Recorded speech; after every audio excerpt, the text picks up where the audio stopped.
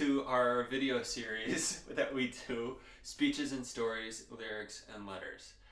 Last time you made a video about this speech called The Man in the Arena from Theodore Roosevelt. It was really good. It was all about taking action instead of maybe commenting on the other people who are actually taking action while you sit back and like maybe complaining about them or all of that. But the main takeaway I took about that is the rejection of passivity or the rejection of inaction,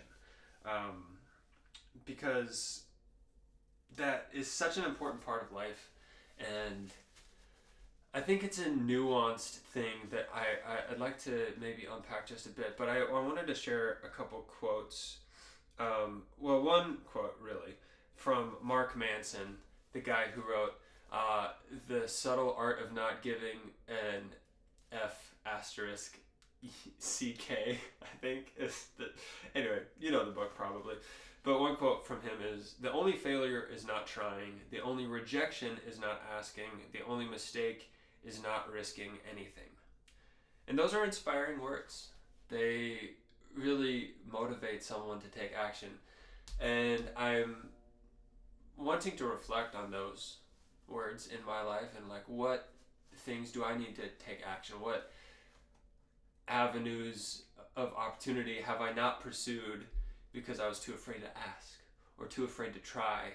The first thing that comes to mind is music. Really, I've never really given music my full attention in terms of trying to write and release music and make a living that way. And that used to be a real goal of mine, and at this point it really is not. But that is what comes to mind when like, what was I never really, it was something I wanted to do but never really tried for one reason or another. And I'm kind of glad I never did, because that is not really the lifestyle I want at this point in my life. So, you know, God knew what he was doing with that. But it also brings to mind, I don't know, the song Jesus Take the Wheel, because something, I think I've mentioned this before in this video series, but I always think of my dad's voice in my head talking about how like God will steer the ship, but you got to be moving, or like Jesus can take the wheel, but your car has to have started. You have to like have got it moving at all, and you need to initiate some motion, right? He can't steer something that's not going anywhere. So again, that echoes the man in the arena in the fact that you have to take action. You have to get in the arena and do something rather than passivity. Passivity also feels very connected to Enneagram Type 9 stuff, and I think often Type 9s can fall for that pitfall. I think a lot of men, kind of like what I think you were talking about, it's a common pitfall for men these days is just to kind of not engage. Take the passive route. And maybe especially for 9s. But like I said, I think there's nuance there. And sometimes what looks like action is unproductive, and what looks like inaction is actually the most effective. And it's very dependent on the context and the people and like what your goals are. But sometimes when there's like a hugely dominant personality, it's not the most effective approach to just make your personality that much bigger and try to, it just becomes conflictual and fruitless, I think.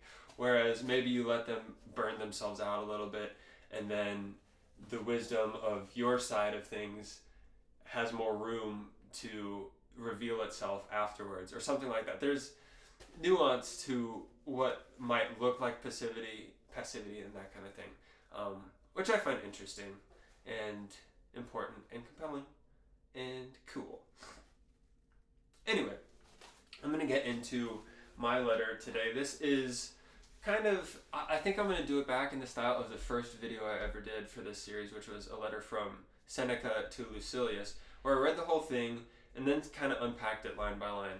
And that's what I want to do today for the letter of 3rd John, the third letter of John, to a guy named Gaius. This is a pretty short letter. I actually just kind of Googled what's the shortest letter in the New Testament and went with that. But I do find that it has a lot of interesting topics that are kind of in line with what we usually unpack here on the Modern Quest and Speeches and Stories, Lyrics and Letters. So I'm going to get into it.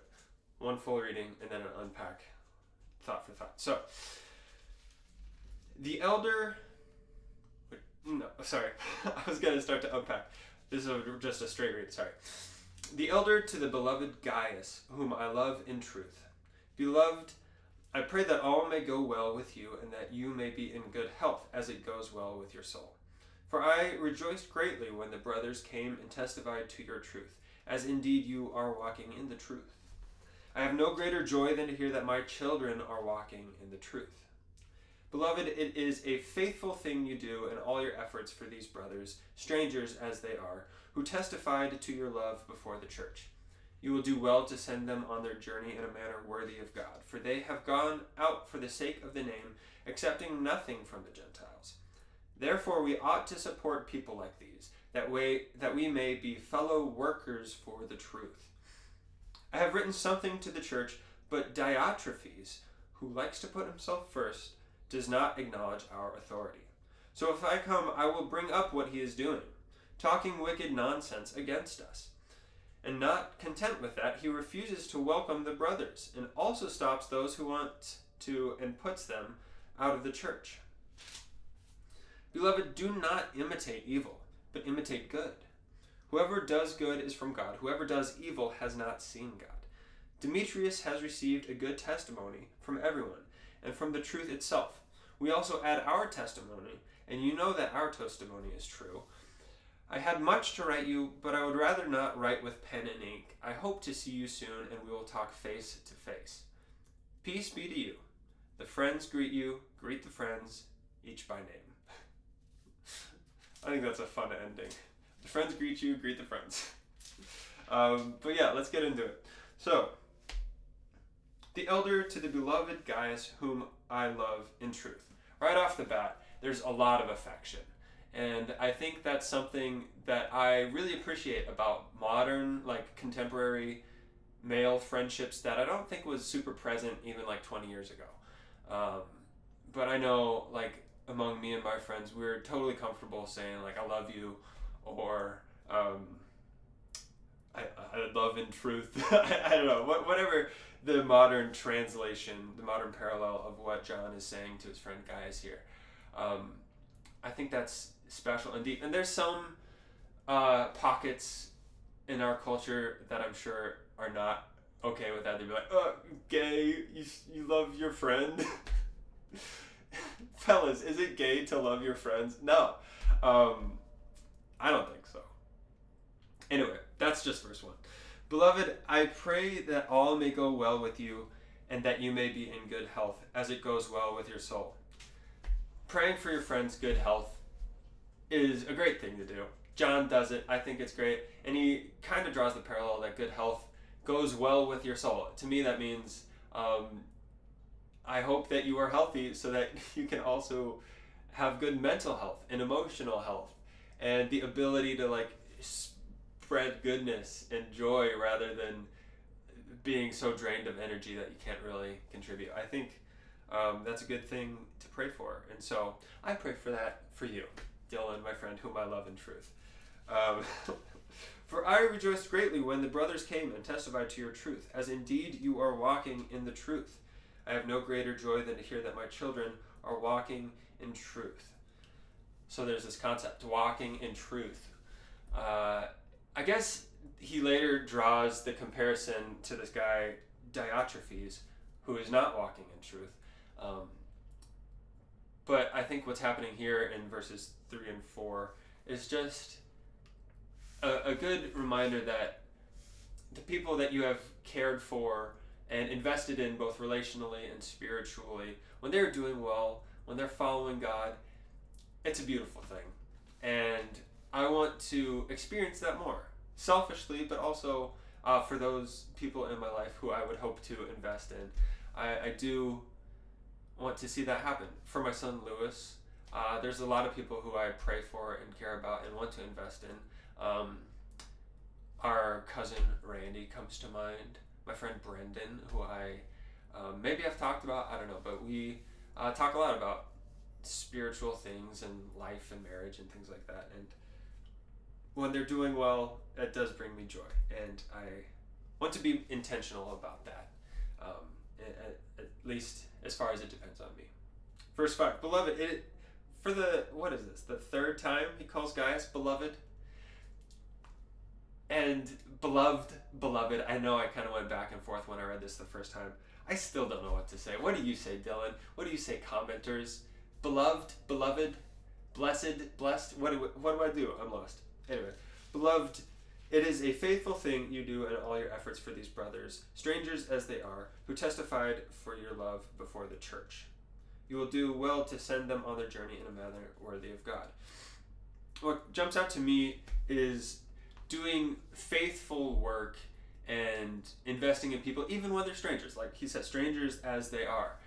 And I think that's really great, especially as sort of like a step one. Like maybe you're getting involved at a church and nearly everyone is strangers to you, but you can still get involved and serve them maybe on the kids ministry or security or worship team or whatever, and do good faithful work for the strangers as they may be, knowing that even when they're strangers, they're brothers and sisters in Christ. And I think that's a good thing that we should do, and something I want to do and almost was about to get started. I often serve on worship teams at the churches that I attend, have attended in the past. And I haven't gotten involved yet, mostly because of having babies and trying to prioritize them. But yeah, I commend that as well. It's also kind of touching on reputation, and John is happy to hear others talk about how faithful and helpful Gaius has been. And having a reputation that precedes you is not necessarily a good goal within itself. Like, you shouldn't care first and foremost about how people think about you. But when it happens, I think it's a good indicator that something you're doing is good and helpful and effective. And maybe using that just as a tool, as sort of like a diagnostic for your ministry, wherever it is like, how do people talk about you? You know, you can tell a lot about how people talk about you. And a lot of that probably comes from how you talk about other people. So kind of a two-way street. That comes to mind, at least.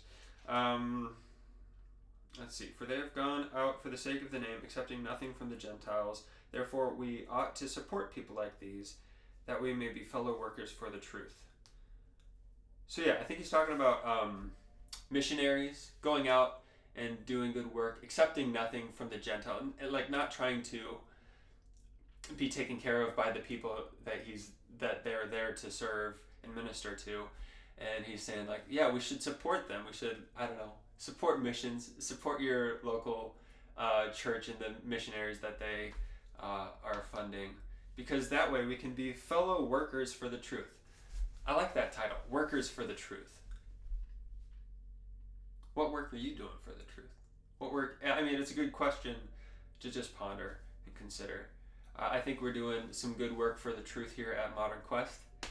I think when it comes to like personal career stuff, you're obviously doing a lot of good work for the truth at Whetstone, the boys ranch that you work with. And I would like to be more overt with my beliefs and the truth that I claim and the hope that I have when it comes to interacting with my piano students and guitar students.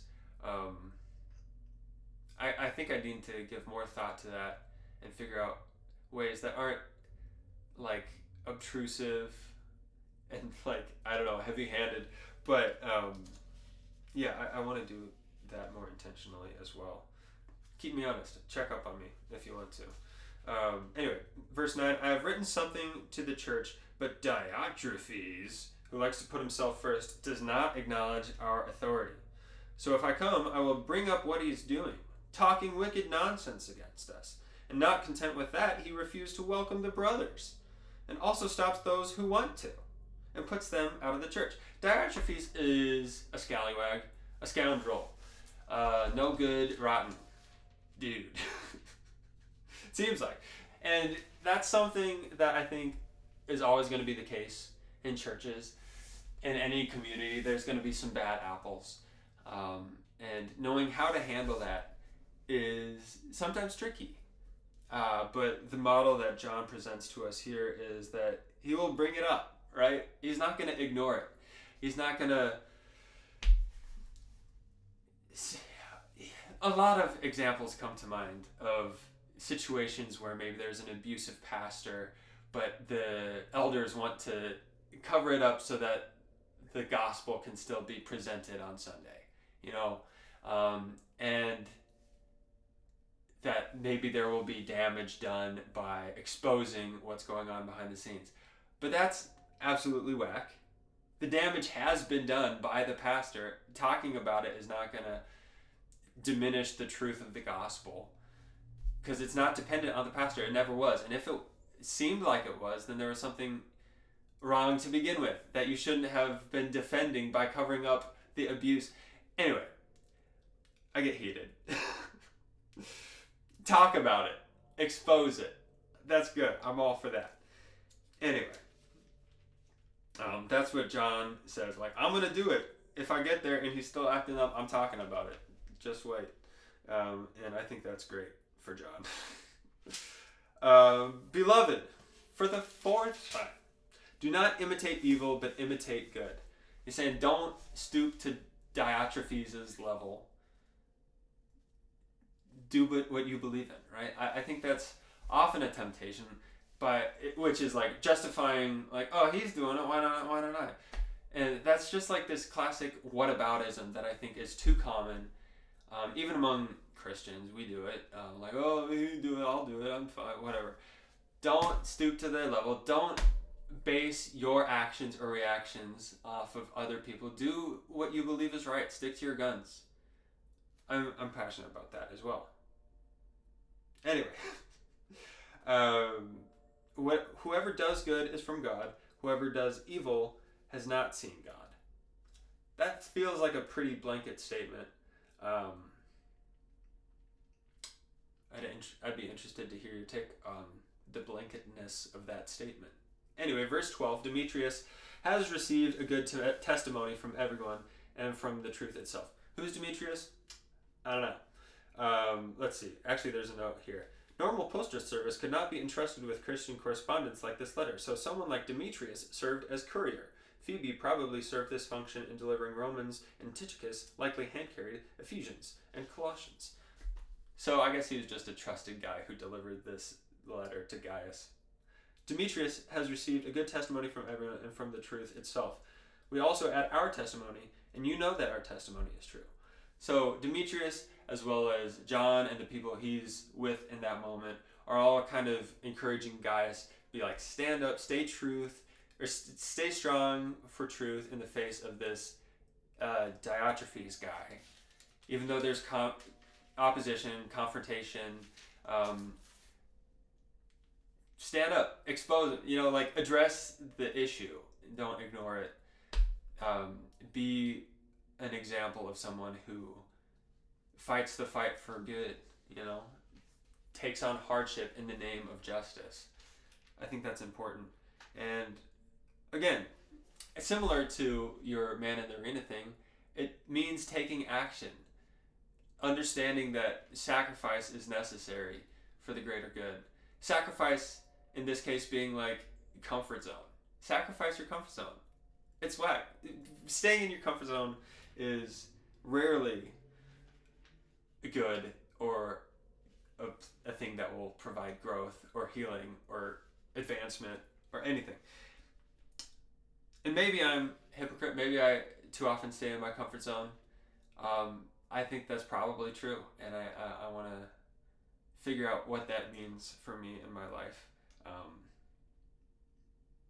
What comes to mind is the sermon today at church was about evangelism, And that often has been a conversation that goes hand in hand with comfort zone, at least in my mind. Like, step out of your comfort zone, make the leap into the awkward zone so that the good news of Jesus can advance, which is the whole point of our lives, is to glorify God, make Him known. Let's see. Let's end here. I had much to write you, but I would rather not write with pen and ink.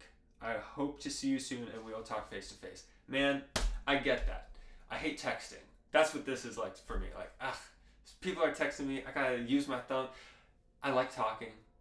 You probably know this. I'd much rather see a face and use my words than my thumbs and a screen.